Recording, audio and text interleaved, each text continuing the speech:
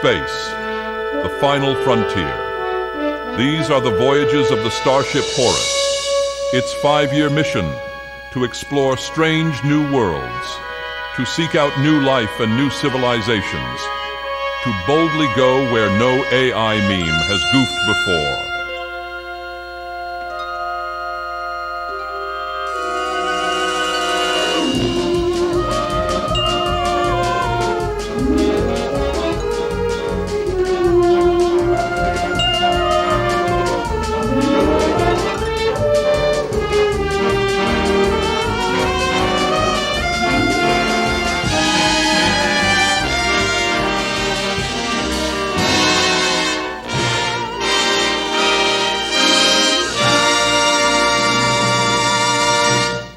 Stardate 68419.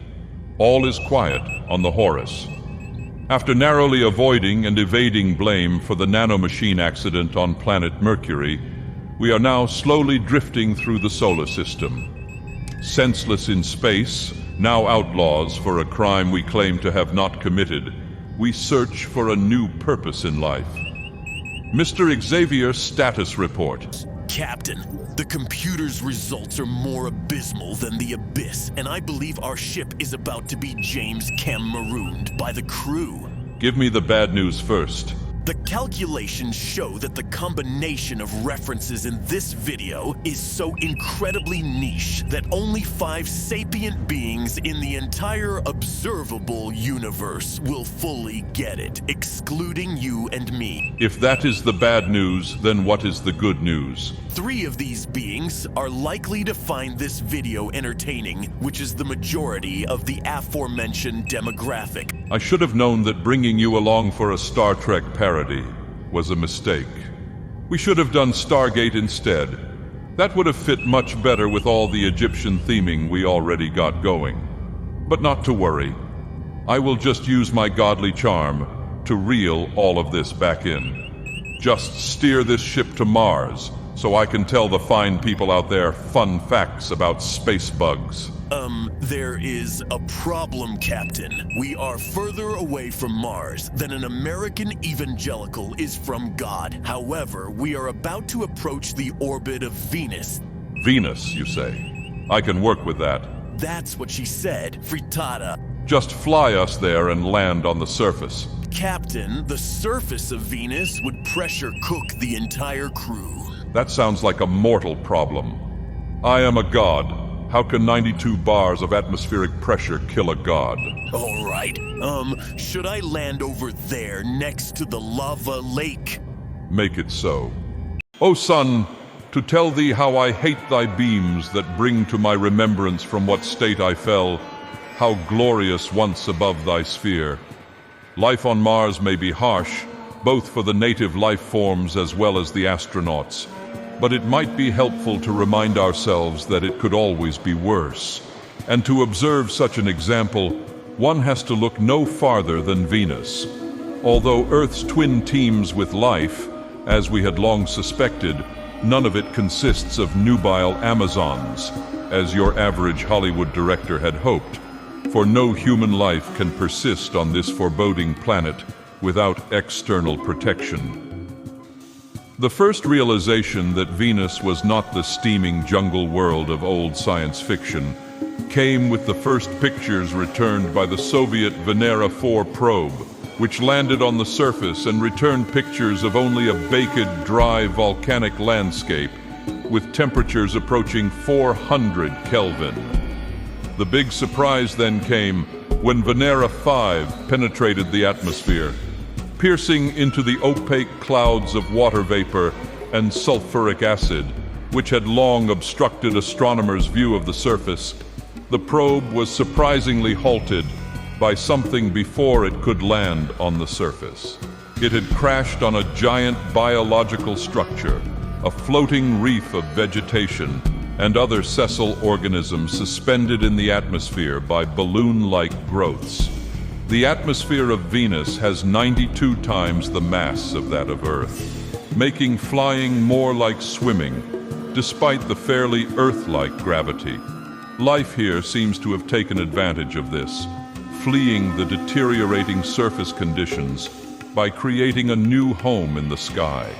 And quite successfully, it seems, for the biodiversity in these air reefs seems to rival that of comparable ecosystems on Earth. Some of these communities can grow large enough that it has been postulated they were the basis for the Venus spokes Percival Lowell allegedly saw and mistook for surface features.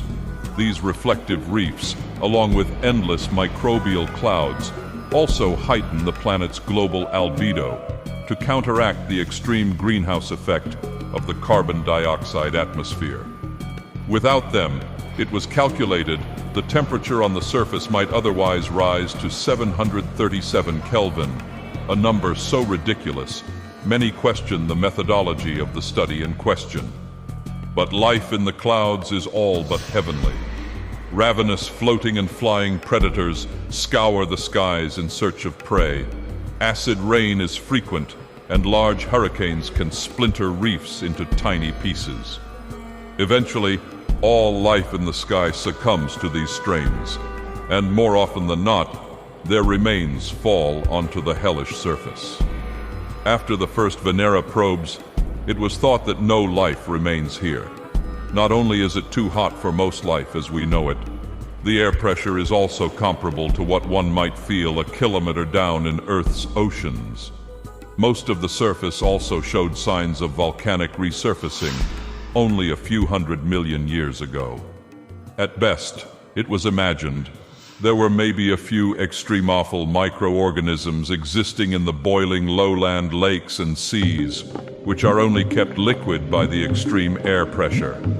That plant and animal life still has a foothold on the ground was discovered only by accident, specifically in the highland tessera regions, where the altitude makes the 80 degrees Celsius temperatures somewhat amenable.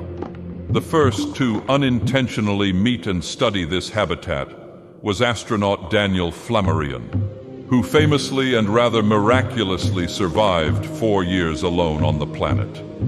After his maintenance mission to man the vacant ESA Skylab 1 in the Venusian clouds crashed during atmospheric entry, he was the only survivor and thought dead by the rest of the world. Ingeniously, he managed to make it to the Skylab and, salvaging what he could, was able to maintain the habitat by himself and even grow his own food for a time. He came across macroscopic surface life as he searched the summit of Maxwell Montes with a robotic drone he repaired in order to find usable material from the crashed landing ship.